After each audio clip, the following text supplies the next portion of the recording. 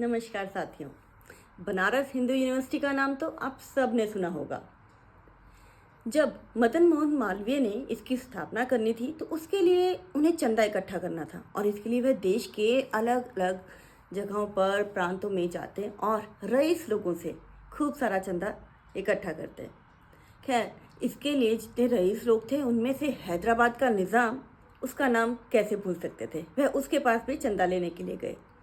जब निज़ाम की सभा में मदन मोहन मालवीय जी पहुँचे तो उसने कहा, यूनिवर्सिटी के नाम के लिए चंदा मैं तुम्हें क्यों दूंगा, मैं उसके लिए बिल्कुल चंदा नहीं दूंगा। और उसने अपना जूता उठाकर उन पर मार दिया।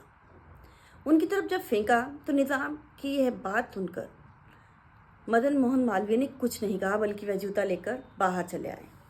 अब वह हैदराबाद के बीच बाजार में जाकर एक जगह वह जूता लेकर बैठ गए और उन्होंने वह जूते की बोली लगानी शुरू कर दी। उन्होंने कहा कि ये हैदराबाद के मशहूर निज़ाम का जूता नीलाम हो रहा है, आइए इसकी बोली लगाइए। अब देखते देखते लोगों की भीड़ इकट्ठा होनी शुरू हो गई। लोगों ने बोली लगानी शुरू की। जब यह बात निज़ाम तक पहुंची तो उसने अपने किसी आदमी को उनके पास झट से भेजा। उसने कहा कि देखो, मेरा जूता जल्दी से लेकर आओ।